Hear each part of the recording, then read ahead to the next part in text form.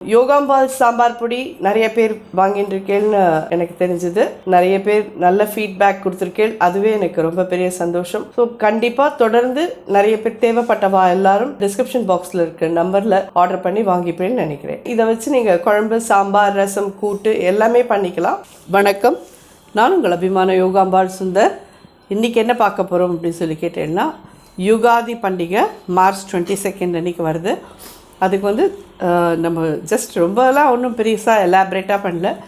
ஒரு பாயசம் அண்ட் ஒரு மாங்காய் சாதம் 2 தான். மாம்பழ பாயசம் இது நீங்கள் நிறைய பேர் பண்ணியிருப்பேன், கேள்விப்பட்டிருப்பேன். என்னுடைய ஸ்டைலில் நான் அதை பண்ண போகிறேன். அதே மாதிரி மாங்காய் சாதமும் என்னுடைய ஸ்டைலில் நான் பண்ணுறேன். கண்டிப்பாக இது எல்லாருக்கும் உபயோகமாக இருக்கும்னு நினைக்கிறேன். ஹாப்பி யுகாதி முன்னாடியே அட்வான்ஸில் சொல்லிடுறேன் எல்லாருக்கும். பார்க்க போனேன்னா கர்நாடகாக்காரா அண்ட் ஆந்திராக்காரா தான் யுகாதி கொண்டாடுவா. அவளோட பஞ்சாங்கம் வந்து சந்திரனை உத்தேசித்து கணிக்கிறது. நம்மளோடது கேரளாக்காரதெல்லாம் வந்து ஏப்ரல் 14 வரும். அது வந்து சூரியனை உத்தேசித்து பண்ணுற பஞ்சாங்கம். ஸோ அவளுக்கும் நமக்கும் ஒரு சின்ன சின்ன வித்தியாசங்கள் இருக்கும், அவ்வளோதான். ஸோ அவளுக்கு எப்பயுமே நமக்கு முன்னாடி வந்துடும் வருஷப்பருப்பு. ஸோ அட்வான்ஸ் ஹாப்பி யுகாதி எல்லாருக்கும். எப்படி பண்ணுறதுன்னு பார்க்கலாம். ஃபஸ்ட்டு வந்து மாம்பழ பாயசம் எப்படி பண்ணுறதுன்னு பார்க்கலாம்.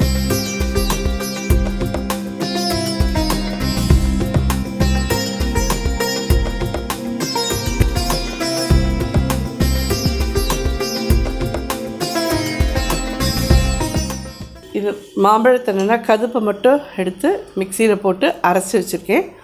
இதுலேருந்து 1.5 பங்கு வெல்லம் எடுத்துக்கோங்க. இந்த வெல்லத்தை அதுக்குள்ளே போடுறேன். இன்னும் ஒரு 3/4 கப் தண்ணி விட்டு இதை கரைய விடுறேன். ஏன்னா இதுதான் சீசன். ஸோ இந்த சீசனில் வந்து நீங்கள் மாம்பழத்தை வச்சு எல்லாம் பண்ணினாதான். நம்ம வந்து முன்னாடியே நம்மளுடைய இதில் மாம்பழ கேசரி பண்ணியிருக்கோம், அப்புறம் மாம்பழ ரபடி பண்ணியிருக்கேன். மாம்பழத்தில் வந்து நிறைய என்னென்ன மாம்பழ அல்வா பண்ணியிருக்கோம், நிறைய பண்ணியிருக்கோம் நம்மளும். ஸோ நீங்கள் அதெல்லாம் சர்ச் பண்ணி பார்த்தீங்கன்னா மேங்கோ ஐஸ்கிரீம் முதற்கொண்டு பண்ணியிருக்கோம். ஸோ இந்த வெய்ய நாளைக்கு உங்களுக்கெல்லாம் கண்டிப்பாக அது உபயோகமாக இருக்கும்னு நினைக்கிறேன். கண்டிப்பாக ட்ரை பண்ணி பாருங்கோ. புதுசாக நம்மளும் குழந்தைகளுக்கு பண்ணி கொடுத்தா தானே. ஹாலிடேஸ் வேறு வந்தாச்சு. ஸோ போர் அடிச்சுன்னு உட்காந்துட்டுருக்கோம். எல்லாமே குட்டீஸ்லாம் வந்து என்ன இருக்குன்னு திங்கிறதுக்கு தேடிகிட்டே இருக்கும். நான் முன்னாடியே சொன்ன மாதிரி என்னோடய தம்பிலாம் குழந்தைல என்ன பண்ணுவான்னா, போர் அடிக்கும்.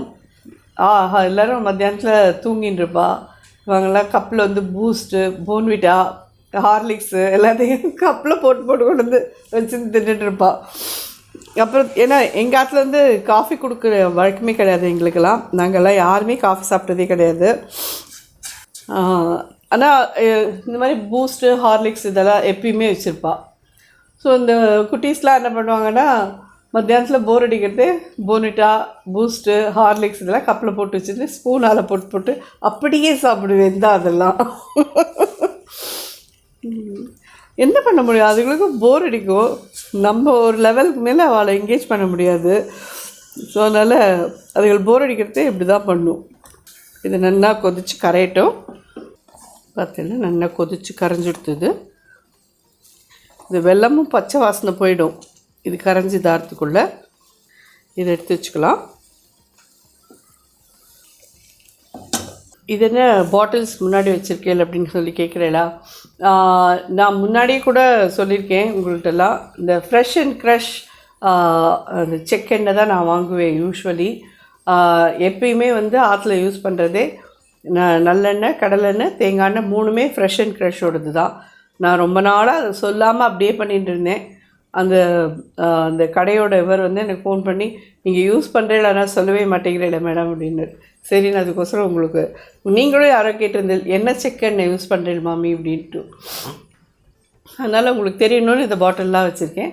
ஃப்ரெஷ் அண்ட் க்ரஷ், கடலெண்ணெய், தேங்காய் எண்ணெய், நல்லெண்ணெய் இதுதான் நான் யூஸ் பண்ணிகிட்ருக்கிறது.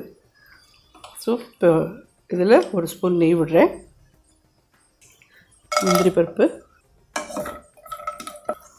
இதை வறுத்தெடுத்துட்டு அப்புறம் இந்த நெய்லேயே இந்த மாம்பழத்தை போட்டு நல்லா பரட்டி எடுத்துனுடலாம். ஸ்டேஜில் பல்லாக நறுக்கிற தேங்காய் அதையும் இதில் ஆட் பண்ணுறேன். ஃப்ரெஷ் அண்ட் க்ரஷோட ஆயிலோட கான்டாக்ட் டீட்டெயில்ஸ்லாம் டிஸ்கிரிப்ஷன் பாக்ஸில் கொடுக்குறேன். நீங்கள் பார்த்துட்டு தேவைப்பட்டவா வாங்கிக்கோங்க. நல்லாயிருக்கும். நான் முன்னாடியே கூட பண்ணியிருக்கேன், நீங்கள் எல்லோரும் பார்த்துருப்பேனது. ஸோ இது இந்த நெய்யில் இந்த மாம்பழத்தை எடுத்து போட்டுடலாம். என்ன மாம்பழம் அப்படின்னு சொல்லி கேட்டேன்னா பங்கனப்பள்ளி, இமாம் பசந்த், செந்தூரி எது வேணால் இருக்கலாம். உங்களுக்கு எந்த மாம்பழம் கிடைக்கிறதோ கொஞ்சம் ரொம்ப புளிப்பு இல்லாத மாம்பழமாக வாங்கிக்கோங்க. இந்த நெய்லேயே இது நல்லா ஒரு 2-3 மினிட்ஸ் நல்லா வதக்கிக்கோங்க. நல்லா வதக்கிட்டோம். இந்த ஸ்டேஜில் நம்ம கரைச்சோம் இல்லையா, இந்த வெல்லத்தை இதில் ஆட் பண்ணிடலாம்.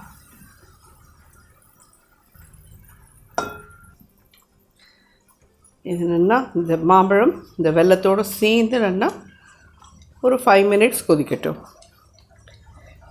நல்லா கொதிச்சதுக்கப்புறம் பார்க்கலாம். அதெல்லாம் இது ஒரு 10 மினிட்ஸாக நல்லா கொதிச்சுட்டுருக்கு. எல்லாமே சேர்ந்து ஏலக்காய் பொடி ஒரு 1/4 டீஸ்பூன், சுக்கு பொடி ஒரு 1/4 ஸ்பூன். இந்த மாதிரி அரைச்சதுக்கப்புறமாவும் பீசஸ் இருக்கே மாமி பரவாயில்லையானா தாராளமாக பரவாயில்ல. வாயில் பாயசத்தோடு அம்புறதே ரொம்ப ரொம்ப நல்லாயிருக்கும்.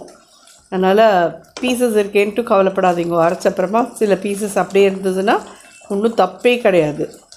இதுமாதிரி இது என்னென்னு கேட்டேன்னா தேங்காய் பால் இது ஒரு முடி தான் நான் எடுத்தேன். ஒரு நல்ல பெரிய முடியாக ஒரு முடியில் 1 பால் 2 பால் ரெண்டையும் ஒன்றா சேர்த்து எடுத்துட்டேன். இதை இதில் ஆட் பண்ணுறேன்.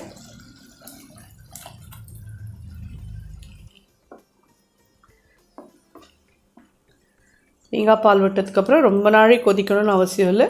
ஒரே ஒரு கொதி வந்தால் போதும், அணைச்சிடலாம் நம்ம.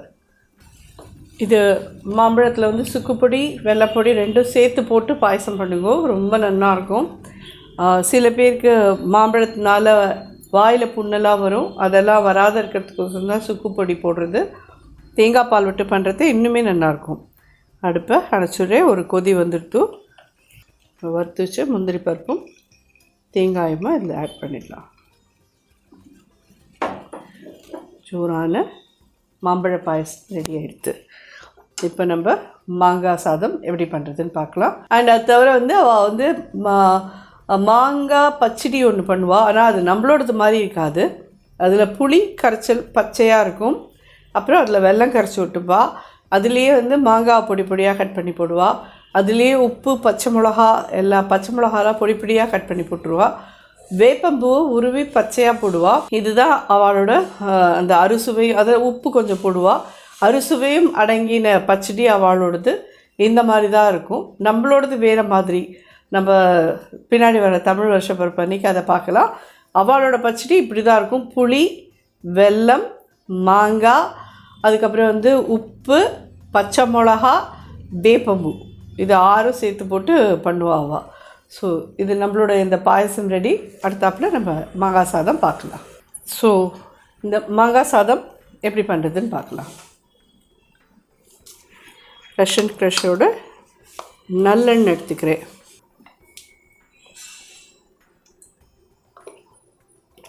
சாதம் பார்த்திங்கன்னா இந்த மாதிரி மஞ்சள் பொடியும் கொஞ்சமாக நல்லெண்ணெயும் விட்டு உதிரி உதிரியாக வடித்து வச்சுருக்கேன். 1:3 ரேஷியோவில். ஒரு 1/4 டீஸ்பூன் கடுகு போடுறேன். கடுகு வெடிக்கிறது. 2 ஸ்பூன் கடலைப்பருப்பு, 1 ஸ்பூன் உளுத்தம்பருப்பு. இது நிலக்கடலை. ஒரு 5 வத்த மிளகா போட்டிருக்கேன். இது நல்ல ஒரு இவ்வளோ பெரிய மாங்காய் ஒன்று இந்த கிளிமூக்கு மாங்காய். இது நல்லா தோலை சீவிட்டு இந்த மாதிரி திருக்கி வச்சுருக்கேன். பெருங்காயப்பொடி 1/2 டீஸ்பூன், ஒரு சின்ன பிஞ்ச் மஞ்சள் பொடி. இதில் பச்சை மிளகா 2 பச்சை மிளகா, இஞ்சி பொடியாக நறுக்கினது ஒரு 1 இன்ச் துண்டு, கருவேப்பிலை. எல்லாம் அடுப்பு சின்னதாக வச்சுட்டே பண்ணுவோம். இதில் திருகின இந்த மாங்காவை ஆட் பண்ணலாம்.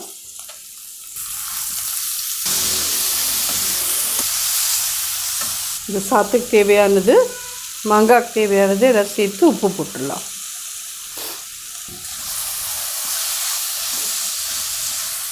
இது 2 மினிட்ஸ் கொஞ்சம் பெருசாகவே வச்சு வதக்கலாம். நல்லா ஜோராக வதக்கியாச்சு. மாங்காய் நல்லா சுருண்டு போயிடும், பார்த்தாலே தெரியும். நல்ல உப்புரப்பு புளிப்பாக நல்லா இருக்கும் இந்த சாதம். இதில் நம்ம இப்போது ஒரு 3 டேபிள் ஸ்பூன் தேங்காய் ஆட் பண்ணுறேன்.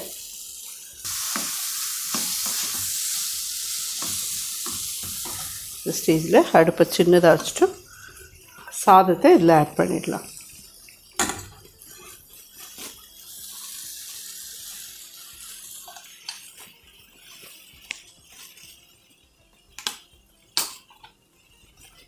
மேலே கொஞ்சம் நல்லெண்ணெய், ஃப்ரெஷ் அண்ட் க்ரஷோட நல்லெண்ணெய் பச்சையாக விடுறேன்.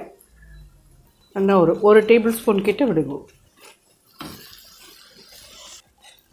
அடுப்பை பற்ற வச்சுட்டே பண்ணுங்க, அடுப்பை அணைக்க வேண்டாம். சாதம் கலந்து முடிகிற வரைக்கும் அடுப்பு ஏறிட்டோம். சின்னதாக வச்சுக்கோங்க. ஆனால் அவ்வளோதான். ஜோரான மாங்காய் சாதம் ரெடி. இதில் கொஞ்சம் கொத்தமல்லி போடலாம். ஸோ யுகாதிக்கான மாம்பழ பாயசமும் மாங்காய் சாதமும் ரெடி ஆகிடுது. அடுப்பை அணைச்சிடுறேன்.